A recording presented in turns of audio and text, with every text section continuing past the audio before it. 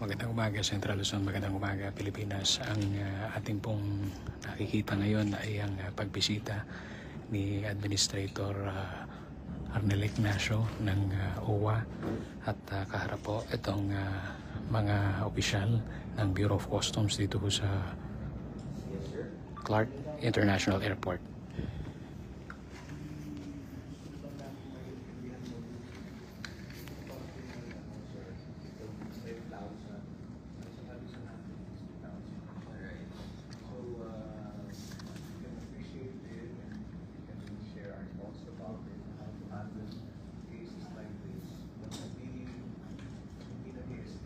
Yes.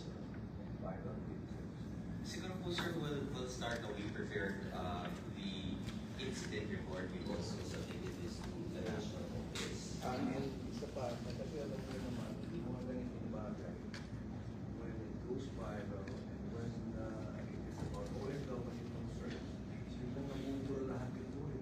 Namumura lahat ng tools, it is going to be subject to the court of public opinion. Eh, Yes. ang hirap ng i-manage kapag kagano. That's why, nung nakita ko siya, in-message ko, sabi ko ako kausapin mo, kaysa sagot ka rin sagot sa mga kaya lang yun nga, maiipit tayong lahat. Kasi alam niyo naman, pag lumabas ka sa social media, it's raising a number of views.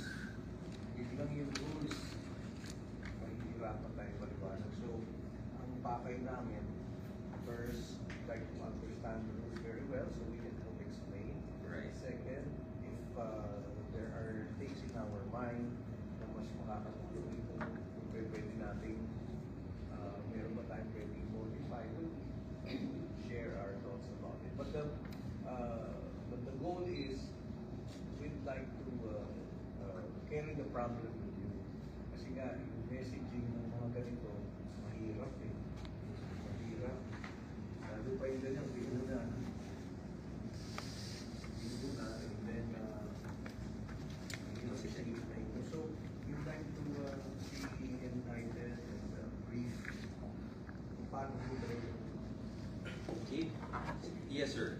Actually, all of the information naman po, no, ito, nag-prepare po tayo ng guidelines para sa ating arrival travelers, regardless whether they are OFW, Philippine citizens, or foreigners. So, joining into the Philippines, papasok po ng Pilipinas, nandito din po lahat ng information sa mga duty and tax-free privileges. Kasama po dyan ang information tungkol sa privileges na nai-enjoy po ng ating mga manimbayan at ng ating mga OFW. So, siguro po, mas maganda if we zero in on the tax privileges ng ating returning na OFWs. So, this is in addition to sa privileges that are granted to returning residents. Yung mga returning OFWs po natin shall have the additional privilege to bring in tax and duty-free home appliances and other durables limited to one of every kind once in a given calendar year, accompanying them on their return. So one of each kind of appliance, if we're talking about appliances po, and this privilege can be enjoyed once po every year. So pag-accompany po, ibig sabihin na dala nila or arriving within 60 days after their return kapag pinadala naman po nila yung subject matter, yung commodity, and they chose to bring it in through a logistics company. Any amount in excess of the value of 150,000 pesos or of the number of tax and duty-free commodities shall be subject to the corresponding taxes and duties. Yung pag-compute po natin ng duties and taxes, nakabase po ito sa ASEAN Harmonized Tariff Nomenclature, yung tinatawag natin na AHTN. This is a set of rules, a book of rules po na sinusunod ng Republika ng Pilipinas at ng lahat ng mga members ng ASEAN para pantay-pantay po, uniforme ang ating pag-levy ng duties and taxes. So ano po ba yung extent ng duty and tax privilege for our overseas Filipinos? So kasama po dito, cover dito ang professional instruments and implements, tools of trade nila for their occupation and employment, wearing apparel of course, domestic animals, and personal and household effects.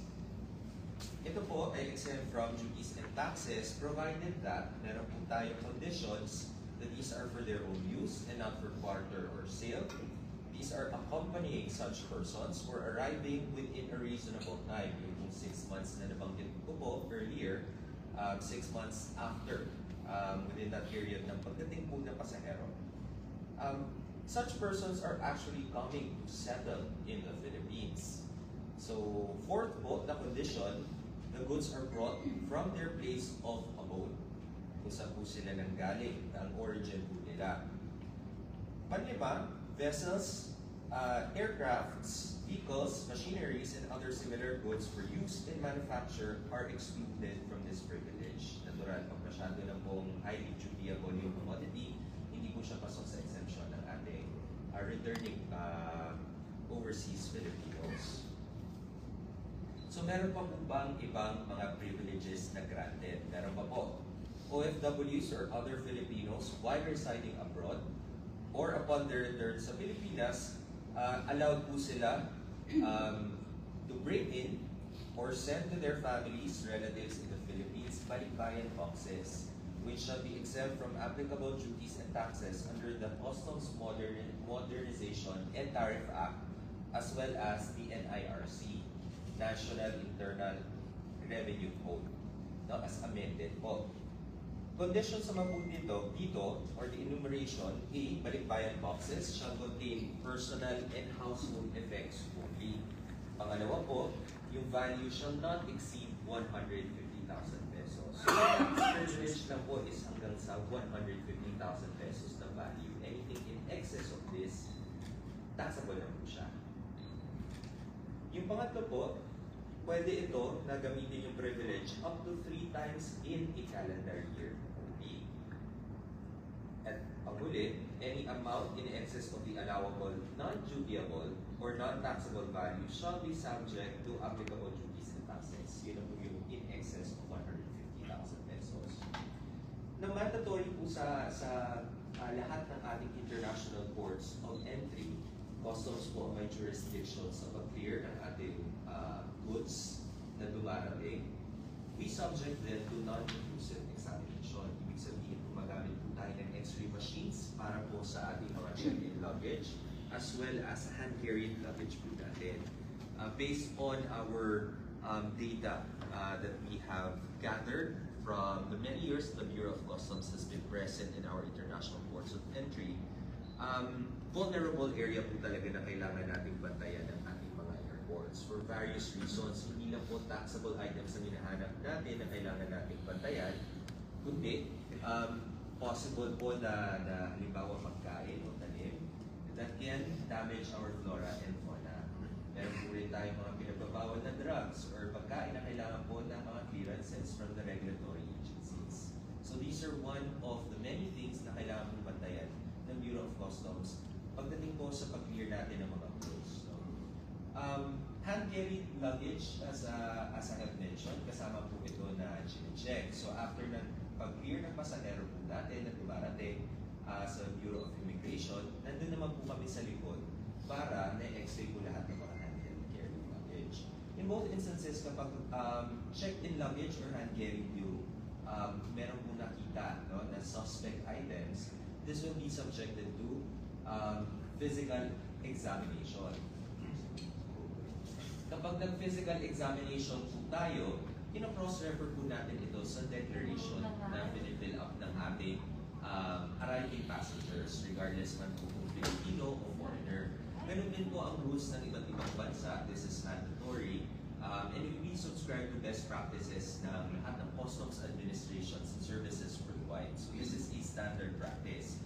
We've also instructed our different carriers, airlines, na dapat airborne pa lang po, and I think this is also something that is familiar to you. When the aircraft is still airborne and about to land, the flight crew already makes the announcement and distributes the declaration form. Ang maganda po ngayon is that we have migrated our systems online. Meron po tayong tinatawag na e-travel para po mas madali, mas convenient sa ating pasahero ang kanilang pag-fill up ng detalye para sa immigration clearance as well as sa customs clearance.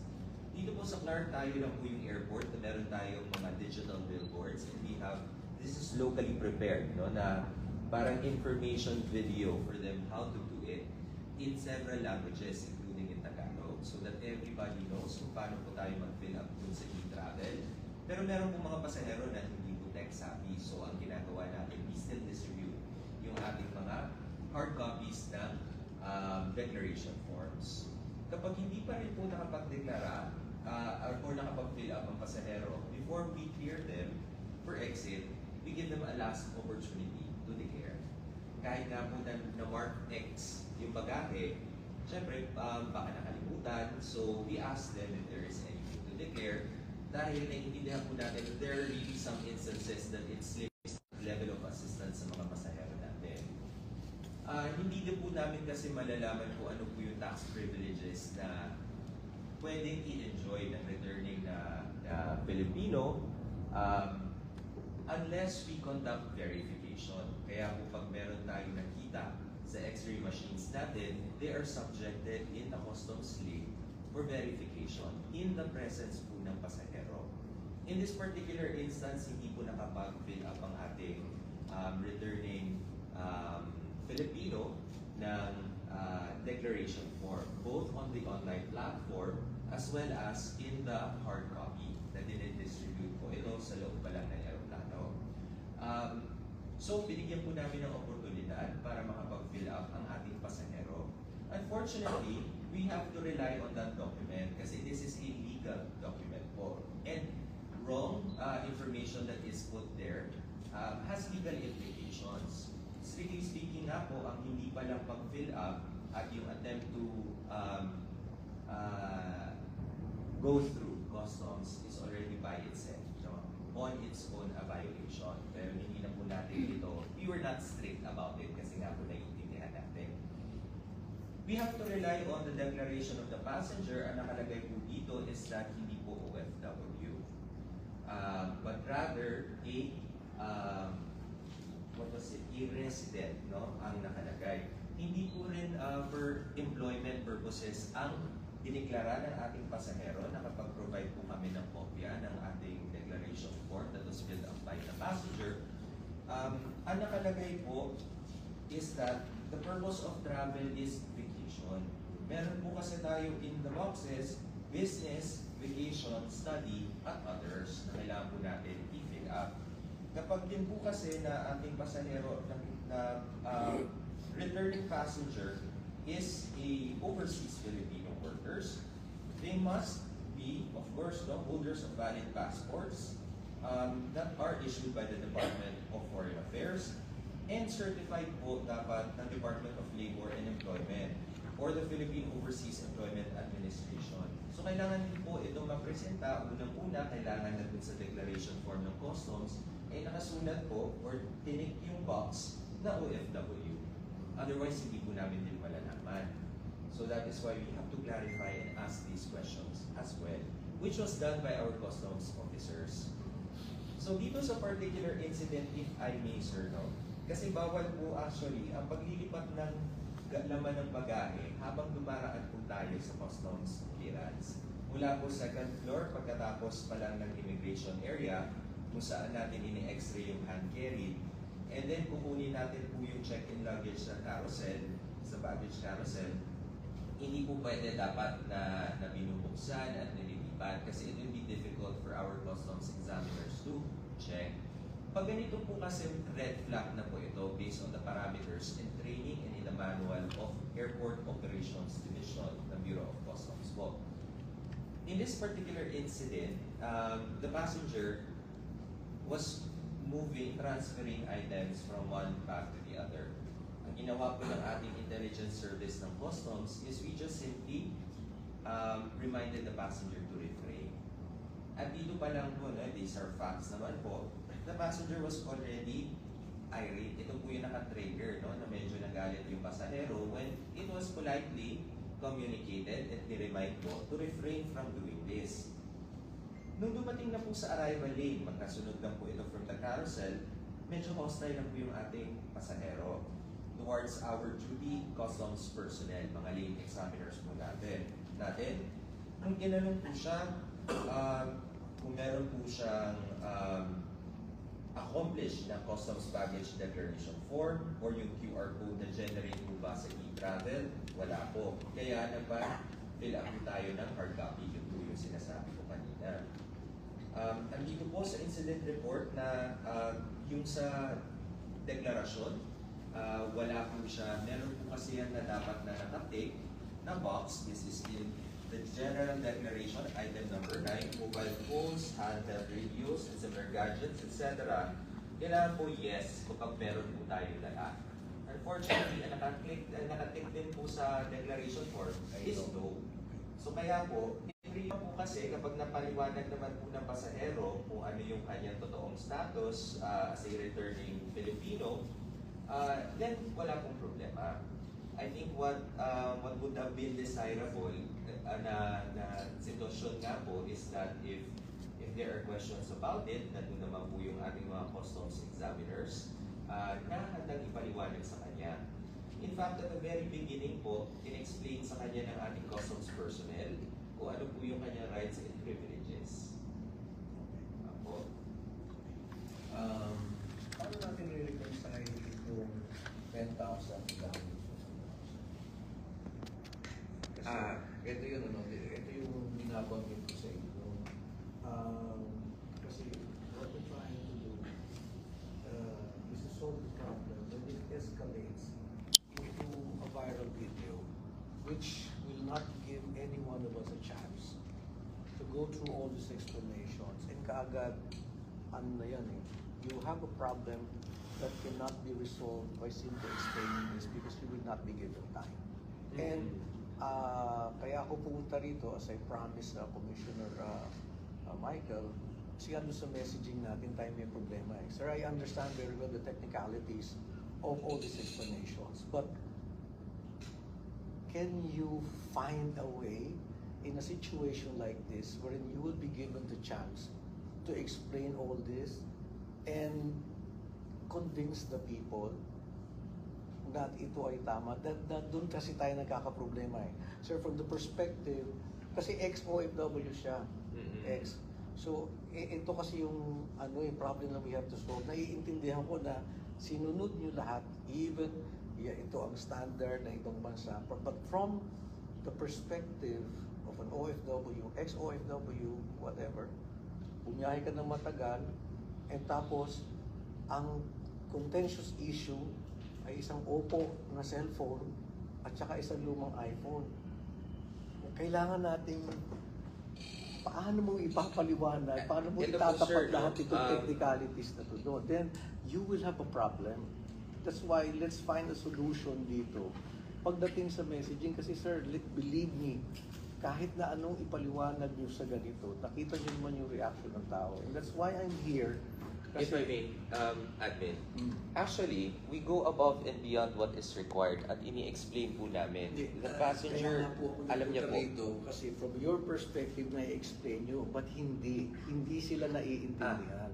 In this particular incident, in-explain po sa kanya. Oh, I know. And sa lahat po ng mga dumarating, Let me in-explain po tell sa you, kanila. I have been handling messaging for quite a number of years. Yung pong messaging nyo ay hindi nila naiintindihan. Maniwala na ako, nandito po ako para tumulong, hindi para makipag-debate. Pero pagdating dito sa parte na to, tingnan nyo yung perspective niya. Kahit na ano pang sabihin, meron siyang uwi. Ang dala niya, isang napaka-low end na Oppo at saka isang lumang iPhone. Sir, paano mo ngayong ibabangga yun? So that we have to find a way on how to explain this which is digestible to the perspective of an OFW or an ex-OFW. Mahirap nilang maintindihan to. Tingnan nyo naman ang nangyari, di ba? Walang opinion dito. Magkakalat na to ng opinion eh. It's going to be uncontrollable. And there will be others who will be joining in the fray na maggagatong and magpapatong-patong, and then you have a new problem. Kasi nga, ang ano eh, I hope that you understand where I'm coming from. Of course. No, yung ngayon kasi the landscape of communication has put us all in a situation Right. wherein may explanations of all technicalities ay hindi na maibibigay sa atin kapag ganito nangyari. Hindi po ba? Naiintindihan ko yung sinasabi ninyo. And I've been handling OFWs for quite a number of years. Hindi po nila yan Una, there will be resistance. Kaso ang problema nga natin, na mahihipit tayo kapag ito ay in-expose. So, my point is, let us find a way kung paano ito maipapaliwanag na ang ating pinanggagalingang perspektibo ay mula sa kanyang mata.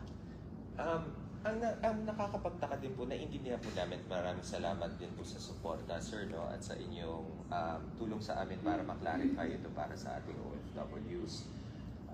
Of course, we recognize their contribution to us, no? But the thing is, sa libo-libo po ng mga OFWs na dumarating every week, wala pong problema, sir. Kasi nga po, naintindihan namin that there is difficulty in digesting para maintindihan yun. Napaka-technical na bagay. So kaya po sa lane pa lang, nag-uusap po, ini-explain po ito ng lane examiners. Yes, so how do we reconcile this? From their point of view kasi, ang dala-dala ko, napakalumang gamit. So paano kayo natin ipo-formulate yun na i-reconcile natin to sa rules na ito? Hindi naman po siya pinagbayad, kaya lang po, kailangan po siyang tanungin. Kasi po, But sir, tingnan mo anong nangyari. Diba, ang piniprevent nga natin, yung umabot sa ganito. Kasi nagkakaroon tayo ng problema na ang hirap nang i-handle. Diba? So that's the point wherein I want to solve it. And it cannot be solved by a lengthy explanations. Kasi ito na, nakaharap na tayo sa ganito. Diba? Tapos, kinu-crucify ang Bureau of Customs. It's a dami po nun. Paano yung papaliwanag yung kaya we need to find a way na maipapaliw kasi sir, hindi talaga sila ganyan mag-communicate. To give you an example, we built the OFW Lounge. No? Ang design ng OFW Lounge, ang buong perspektibo mula sa kanyang mata. Hindi ito business class na pangkaraniwan nating alam. Dito, it's really tailor-fit for the way an OFW behaves and thinks. Ito, believe me, I am with you dito. Kaya ako nagpunta rito eh. Kailangan natin iterno sa kanyang pangunawa na hindi kita hinaharas. So, ito yung mga recommendations. So, probably we can come up with an additional manner of explaining. Kasi ito yung gusto ko kasing ma-solve natin. Paano ba natin ipapaliwanag to? Kung ang dala-dala mo ay opo na ang halaga, yung sa 6,000, yung isa ay 1,800 dirhams. So, parang mga ano to eh. 20 o no? So, actually nga po doon, naintindihan ko yung punto ninyo. Na, tama po kayo on everything. That is why ang policy po natin dito talaga is to take the time to explain it to passengers. For this particular incident, yun naman po talaga din ang nangyari. Nung sinabihan na po siya, kasi bawal din po talaga na kuhanan ng video, no? So there was a conversation even after that. Our customs examiners politely explained it to the passenger. Sir, may I singit ko lang dyan. Ito pa yan, even when I started working with the people of OWA, most of the time, they have a definition of polite. I told them, hindi, kung paano nyo ako makipag-usap sa OFW, it goes way, way beyond the definition of polite by the government. But, hindi sila nagagaan sa akin. Isn't that a puzzle to everyone? Sila talagang lahat ng reglamento kung paano maging. Ako hindi, sasabihan ko pa yan ng bruha, gato, but hindi sila nagagalit eh. So, ito yung inaalay ko, ino-offer sa inyo because there is a way to talk to people with very complicated matters like this. What am I trying to prevent? Magkasama tayo sa gobyerno. And lagi, pagkakambal tayo eh. Kasi lagi kaming may kasamang OFW. if we stick to this manner of explaining, laging nagkakaroon ng ganito. Lagi yan. Na, kasi kailangan nating mag-formulate. Let's work together on the messaging. And ito ang tingnan natin, yung paano mo bang mapapaliwanag sa kanya. For example, ito, kasi parang ang intindi ko dito, mag-a-ad valorem ba tayo pagdating dito sa kanyang cellphone? Na 20%, ganun ba ito? Actually, the way that I explained it to you was technical. Pero in the lane, hindi po ganun. Okay. No? Very So, simple lang. tingnan niyo. Very simple So, lang yung explanation. Doon sa Yung haba, maiintindihan po talaga ng sir, maniwala kayo dito. ng Hindi niya po tao. tatanggapin yun. Ilang taon ko nang kausap yung mga yan. Kapag ka ganun na ang level ng usapan, hindi niya mo tatanggapin. Ang problema nga ho natin, ini-expose tayong lahat sa public opinion. Yun ho yung aking pinipresent. Kasi wala na tayong, wala na kayong chance. Di ba? And I share the sentiments ng pag basta sinabi lang, hindi, tama kami. And then another case will come. And then anong gagawin natin? What do you suggest? Kaya nga, let's meet on how this can be explained sa lingwahe nila. Sa lingwahe nila. Siguro, gumawa tayo pa ng... Ito lang sir, ito kasi ang hindi ko masyado maintindihan paano susolvin eh. Kasi talagang mahirap ipaliwanag. Kunyari may dala-dala kang telepono, which alam niyo naman yung mga yan. Laging ang grand prize niya na iuwi ay isang telepono. Sundan nyo na ako rito ha, kasi emotional ito sa kanila eh. Lalo na kung magpapasalubong. Di ba paulit-ulit niya sinasabi? Bawal pala magpasalubong. Kailangan natin pakinggan yun eh. Kasi sa kanya, ang sentimiento niya, magpapasalubong siya. Yung hindi natin pwedeng baliwalain yung bagamat hindi siya tumutugma sa reglamento natin, hindi natin pwedeng baliwalain yung nararamdaman niyang ganun. Kasi maraming sasang-ayon sa kanya. Tama po kayo, Diba? no? Hindi po natin binaliwala. Kaya nga po yung pag-handle natin dito sa pero hindi din po namin kontrolado at sa totoo lang mali din po talaga ang pag-handle niya. And I think she should also take responsibility dahil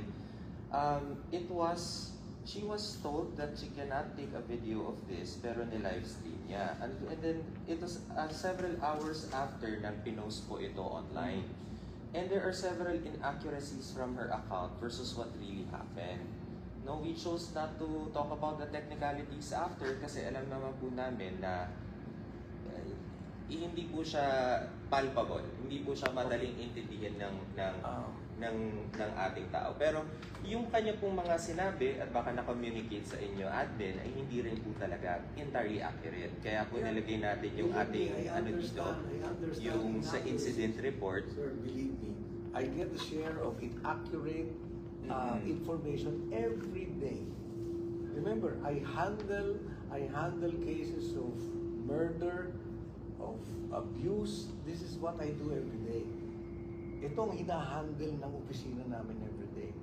And kung napansin nyo, napalitan natin into pinagsikapan namin yung messaging eh.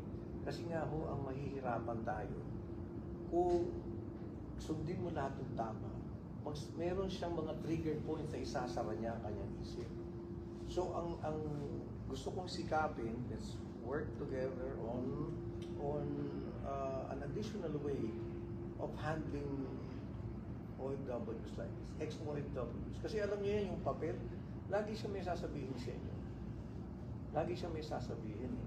And sana maunawaan niyo dito. Pag nilabas niya na, sir, paano gagawin yung ahensya? Hindi mo naman maiisa-isang ipaliwanag doon sa mga tao. Diba? Yun yung aking punto na agapan na natin yun. Ngayon, kaya hinihiling ko sa inyo buksan nyo yung pintuan nyo sa aking sinasuggest. Let's come up with a way to explain this kasi may mga trigger points na kaya siya gumaganon. Diba, ilalabas niya na yung cellphone niya. Kasi ang tingin niya, ako ay hinaharas na.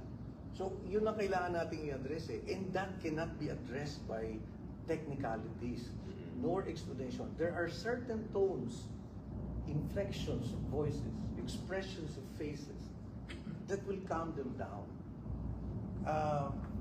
Kung ito rin yung sinasabi ko sa OY, ang unang-una kasi kailangan magmukha tayong magkaibigan.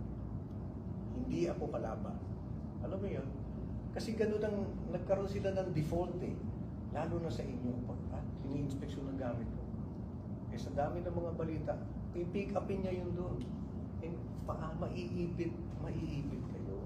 Yun ang pinanggagalingan ko. Tingnan niyo yung nangyari. Umalat at mamaya-maya yan. Tatanungin na tayo ng iba nating leaders, and it will lead to more complex, that will bring us to a complex situation wherein we cannot be given a chance to explain anymore. And even if we will be given the chance to explain, by public opinion, we will be crucified. And paano tayo aandar? Doon po ako nang gagaling. Na-prevent natin to. If it's not working, let's find another way on how to talk to them. Para unang-una tignan nyo kung gaano kaganda tong airport na to. Sa tingin ko, ito na pinapaganda nating airport. And magkakaroon ng ganitong sitwasyon, minsan lahat ng trabaho natin, di ba gumuguho? At nakakapag-inaya. As I told you, we came here to solve problems. And hiling ko na sa inyo, magbuksan nyo yung pintuan sa amin sa ganito kasi ito ang aming ginagawa araw-araw eh. And of course, no, we're not closing any doors, but rather that's why we provided this information to you so that we can also, at least from yung sa atin po, ma-explain ko sa inyo gaya ng request ninyo kanina is mapag-uusapan natin at ma-clarify ko nga po yung sa tax exemptions ng ating Isa lang yung OFWs. ating kailangan kung paano natin i-handle yung ganun kaliit na item. Paano ba natin i-handle yun na sasabihin sa Ganito po sir. Kasi hindi po din talaga pwede, I'm so sorry, na hindi po natin i-examine. Kapag may nakita po sa x-ray machine, batas po yan. Kailangan po talagang buksan yung bagahe. Sige. Bakit ito sa ibang airport, hindi naman ina-x-ray pa ba talaga? Mali po yun. Okay. So, Kasi nga po, we're trying to follow the best practices, and Clark International Airport and the Port of Clark Bureau of Customs, we really follow all of these prescribed rules. Kasi nga po, nang kagaya ng pinaliwanag ko, hindi lang naman po yung mga cellphone na mga kung tutuusin, tama po kayo, maliit na bagay lang po naman, no? Hindi naman siya gano'ng kalaki yung impact sa ekonomiya natin or the possible damage. Nevertheless, ito po kami po kasi yung gusto mag-set ng standard. Ngayon, para hindi naman po masyadong stricto, naglagay po kami meron po kaming maraming initiatives, no? So, in fact, yung first batch namin, kakatapos lang po ng training. Hindi po ito kailangan ng ating Filipino Brand of Service with the Department of Tourism. Ang per Airport Operations Division Manual din po kasi, sir, no? Para lang din sa ating kaalaman, ang customs officers are trained and are supposed to refrain from being too friendly. Dahil po sa profiling natin ng mga pasahero at lahat po ito, mapapilipino man o dayuhan, makikita po natin kasi sa body language din kapag meron silang possible na gagawin na paglabag ng batas. So yun din po kailangan naming balansehin. And to be able to balance it, tinatanong po talaga natin, no? In fact, may mga returning po tayo, may mga OFW tayo na kahit hindi po kailangan na tanungin, OFW po, ma'am, welcome back, welcome home. No? So meron tayong ganyan na spiel ng ating customs examiners. dito po ba doon sa dalawang cellphones, ano po bang dapat nangyari? Ito po, wala, i-check lang po. Kasi nga po, unang-una naglilipad siya ng gamit. Sinabihan po siya na bawal po ito. Bukod doon, sa x-ray pa lang sa taas, pag meron po kasi talagang hindi po tayo pwedeng selective kasi sa ating pag-apply po ng rules. Kahit ako po dumating sa kahit anong airport, I am subject to customs examination. So it's just simply verification, kagaya na sinabi ko, na pag meron pong tayo na nakita sa x-ray machine, titingnan lang po ng ating customs examiner. At habang ginagawa po ito, just like na in-explain, this is the reason why hindi po technical, hindi po nagsasite ng anong provision po, hindi binabasahan ng dun po sa language na naiintindihan, mauunawaan ng ating Pero sir, clearly it was not understood kasi rinig na rinig sa video na binanggit na sa 100,000 cellphone. kasi tinatanong po kung magkano yung value. Okay, So pero para ano sa- ma-determine po natin kung yung sa tax exemption na sinasabi Kaya, natin sir, kanina. I watched the video. It was readily mentioned. Oh, 100,000 na. Mm. See, so maiipit. I think po kasi the entire thing was not captured, no? And naturally, I'll be very honest din with you, hindi po maganda ang pagiging communicated na ating pasahero, no? Hindi naman din po manipis ang balat ng ating mga, of course, it comes with public service, sanay na po ang mga tao natin sa customs siya. Napaka-pasensyoso po ng ating lane examiners. We do not take it personally yung mga ganito po na bagay, pero of course, no, when very hostile po yung tao, talagang magtatanong din po yung yung ating customs examiner. Dapat doon sa dalawang cellphones? Ano ba ang... Did we collect anything? Nothing, right? Pero Pero ano ang ba ginawa yung- lang po natin ano ba is yung dapat tinanong. gawin? Kung pasok po siya sa exemption, then hindi po siya Pero how will we know po kung hindi namin tatanungin kung magkano yung value? Doon po siya umiikot. At ginawa po ng ating customs examiner, hindi po siya captured, and then even after nung pinapatay po yung pagla-livestream, na again, bawal po sa batas, continuous po yung explanation. At pagkakaintindi namin is that at least, no, this is what was relayed to me by our personnel there on site, is that she understood when she left, no? Kinausap po siya ng isang local natin na empleyado. Hindi ko na po maintindihan kasi hindi po ako Kapampangan, pero nag-usap po sila sa kanilang sariling lengguwahe at naunawaan naman po ito ng ating pasahero.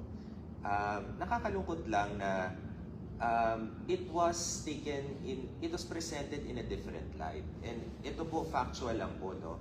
Hindi dahil we are upset or we are hurt about it, but hindi po inaccurate na yung pagkapresenta ng information on social media. No?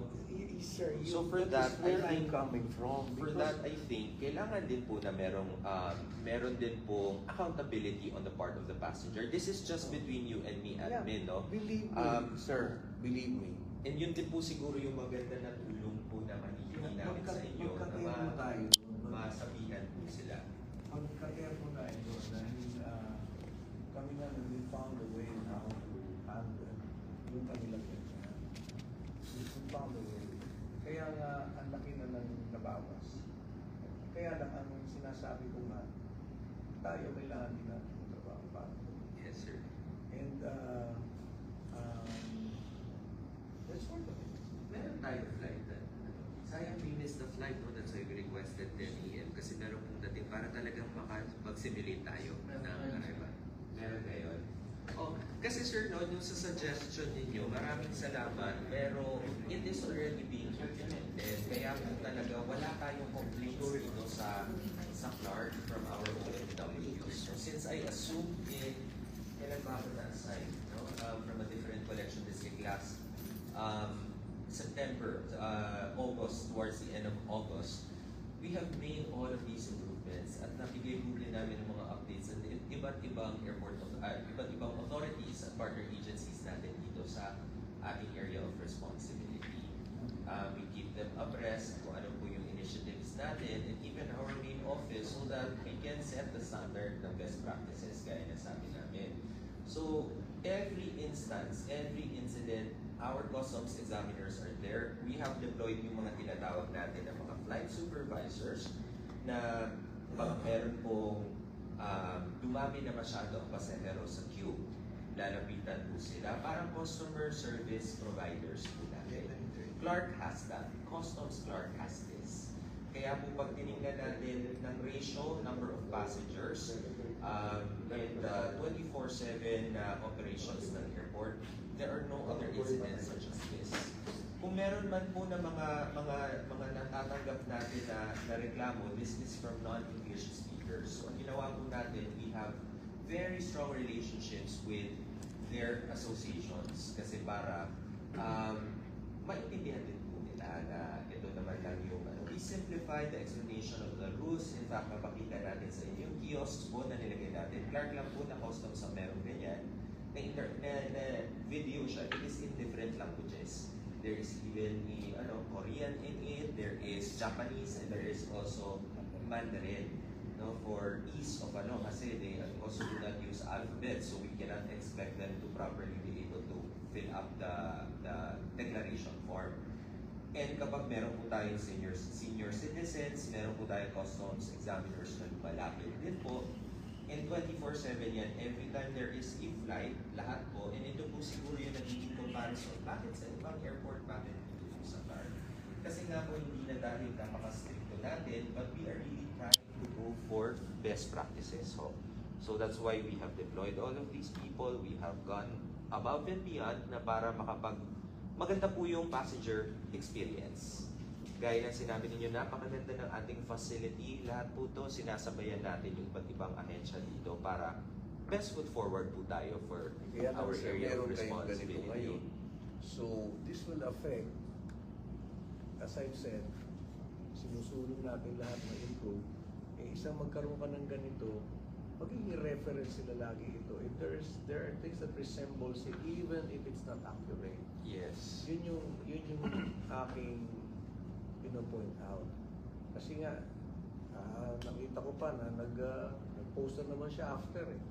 Kaya nga, tingnan sabi ko sa kanya, ako na lang ang kausapin mo. Kaysa sagot ka ng sagot sa lahat ng mga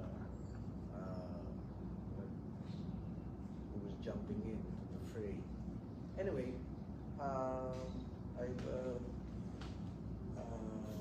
nabanggit na naman namin kung ano yung aming pakay.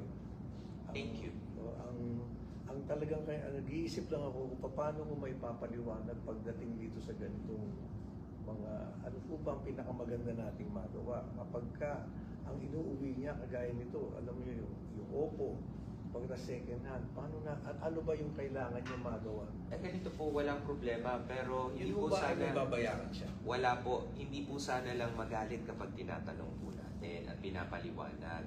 Unfortunately, hindi rin po kasi bukas ang isip ng ating pasahero nung ito'y pinapaliwanag sa kanya ng customs officers natin. And we rely, gaya nga po ng sinabi namin, we have to rely on yung declaration po.